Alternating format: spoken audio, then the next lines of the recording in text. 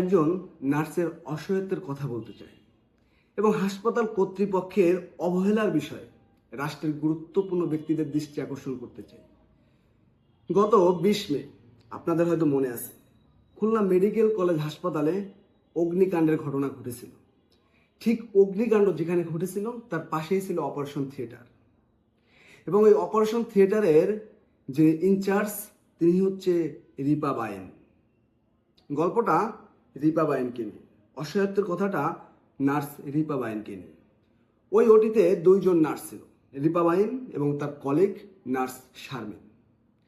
তারা যখন বের হওয়ার চেষ্টা করতেছিল, সামনে যখন আগুন চলে আসছিল, তখন তারা পিছনের একটি জানালা ভেঙে সেখান থেকে বের হওয়ার চেষ্টা করছিল। তারা জানালা ভেঙে, জানালার যে সানসেটটা থাকে ওই সানসেটের উপর থেকে তারা নিচে পড়ে যায়। নিচে পড়ে গেলে রিপা বাইন খুব সিরিয়াস ইনজুরি হয়, তার স্পাইনাল কর্ডে সিভিয়ার ইনজুরি হয় এবং আনুষঙ্গিক আরও বেশ কিছু সমস্যা তার দেখা দেয়, বেশ কিছু ইনজুরি তার হয়। তাকে হাসপাতালে ভর্তি করা হলো, খুলনা তখন লোকাল হাসপাতালে। তার পরিবার জানতে পেরে তারপরে উন্নত চিকিৎসার জন্য তাকে ঢাকার স্কয়ার হাসপাতালে ভর্তি করা হয়েছে এবং সেখানে সার্জারি করা হয়েছে। এই বিষয়গুলো যখন আমাদের সামনে চলে আসে তখন আমি যোগাযোগ করি রিপা বাইনের হাজব্যান্ড যিনি, তার সাথে আমি যোগাযোগ করার পর তার কাছ থেকে আমি বেশ কিছু তথ্য পাই। তার কাছে আমি জানতে চেয়েছিলাম যে এই বিষয়ে হাসপাতাল কর্তৃপক্ষ কোনো পদক্ষেপ নিয়েছে কিনা, কোনো সহযোগিতা করেছে কিনা। হাসপাতাল কর্তৃপক্ষ বলেছে যে তারা আশ্বাস দিয়েছে সহযোগিতা করবে, কিন্তু তারা কোনো ধরনের কোনো সহযোগিতা করে নাই। আমি জানতে চেয়েছিলাম যে স্কয়ার হাসপাতালে তো অনেক ব্যয়বহুল চিকিৎসা করা, রিপা বাইন একজন নার্স, অল্প কিছু টাকা বেতন পায় এবং তার হাজবেন্ডও ছোট্ট একটা কোম্পানিতে চাকরি করে, অল্প কিছু টাকা মাইনে পায়। তো এত টাকা আপনি কিভাবে সামলাচ্ছেন? রিপা হাজবেন্ড বলল যে সে জমি বিক্রি করতেছে, জমি বিক্রি করে তারপর সে তার চিকিৎসার যে টাকাটা এটা সে গোছাচ্ছে। আমি তার কাছে জানতে চেয়েছিলাম যে স্কয়ার হাসপাতালের কর্তৃপক্ষ তাকে কোনো সহযোগিতা করছে কিনা। তিনি বলল যে রিপা বাইন আগে সরকারি চাকরি হওয়ার আগে স্কয়ার হাসপাতালে চাকরি করত, সেই সুবাদে ওইখানে যারা ডাক্তার মহোদয় যারা ছিল তাদের সাথে একটা ভালো সুসম্পর্কতা, সেই জায়গা থেকে সে কিছু ডিসকাউন্ট পেয়েছে।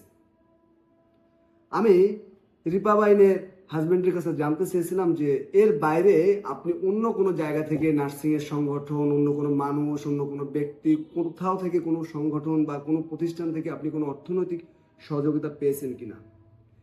সে বলল যে ঢাকা 17 আসনের জামায়াতের যিনি এমপি পদপ্রার্থী ছিল, একমাত্র তিনি তাকে অর্থনৈতিক সহযোগিতা করেছে এবং ওই একটি ব্যক্তির কাছ থেকে সে সহযোগিতা পেয়েছে। এর বাইরে সে কোথাও কোনো জায়গা থেকে সে সহযোগিতা পায়নি। হাসপাতাল কর্তৃপক্ষ কয়েকবার আশ্বাস দিয়েছে যে এটা প্রধানমন্ত্রীর কার্যালয়ে পাঠাবে, স্বাস্থ্যের কার্যালয়ে পাঠাবে, বিভিন্ন ধরনের কথা বলেছে, কিন্তু তারা শেষ পর্যন্ত কোনো দায়িত্ব নেয়নি। আপনাদের কাছে আমার আকুল আবেদন থাকবে, আপনারা যারা আমাকে ভালোবাসেন, যারা নার্সদেরকে ভালোবাসেন, যারা মানুষকে ভালোবাসেন, এই জিনিসটা সকলের সামনে নিয়ে যাওয়ার জন্য। কেন বলছি? দেখেন, একটি সরকারি হাসপাতালে আপনার সমস্যা তৈরি হয়েছে, অগ্নিকাণ্ড হয়েছে, ওইখানে যারা অসুস্থ হয়েছে তাদের চিকিৎসার দায়ভার তো সরকারেরই নিতে হবে, হাসপাতাল কর্তৃপক্ষেরই নিতে হবে।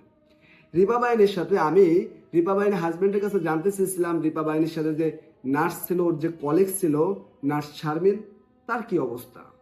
সে বলল সেও একটি হাসপাতালে, খুলনা একটি হাসপাতালে ভর্তি আছে, কিন্তু কোন হাসপাতালে আছে সে জানে না, মানে সে বৃহৎ কোনো তথ্য সে জানে না। আমি এটাও জানতে চেয়েছিলাম অন্যান্য যারা ইনজুরি হয়েছে তারা কিভাবে ট্রিটমেন্ট পাচ্ছে, সে আমাকে ওইভাবে সঠিক কোনো তথ্য দিতে পারেনি।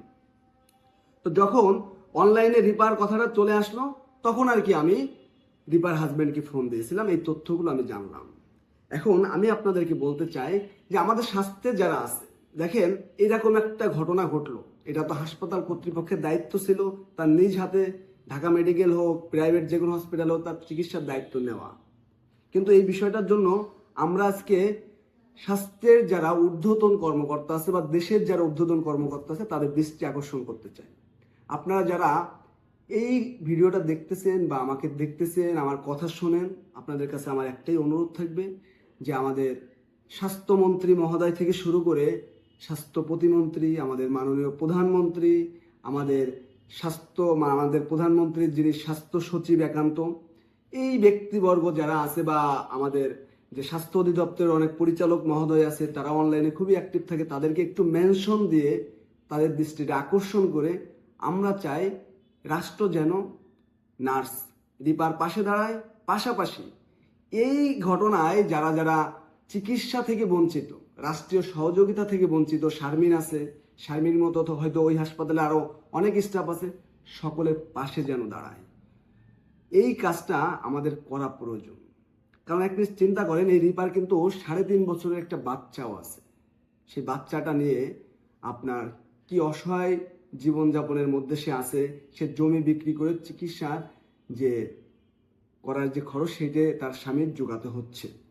তো এই জায়গা থেকে আমরা চাই যে রাষ্ট্রের যারা গুরুত্বপূর্ণ ব্যক্তি আছে তারা যেন রিপা সহ অন্যান্য যারা আছে তাদের আসলে কি দরকার তাদের সুস্থ হওয়ার জন্য এই কাজটুকু আপনারা করেন। কারণ আমরা এমন একটা জাতি, আমরা এমন একটা সিস্টেমেটিক জটিলতার জাতিতে পরিণত হয়েছে যে আমাদের সবকিছুর জন্য আমাদের প্রধানমন্ত্রীর দৃষ্টি আকর্ষণ করতে হয়, আমাদের স্বাস্থ্যমন্ত্রীর দৃষ্টি আকর্ষণ করতে হয়, স্বাস্থ্য প্রতিমন্ত্রীর দৃষ্টি আকর্ষণ করতে হয়। কিন্তু এই কাজটা কিন্তু খুলনা মেডিকেল কলেজ কর্তৃপক্ষের করার দায়িত্ব ছিল।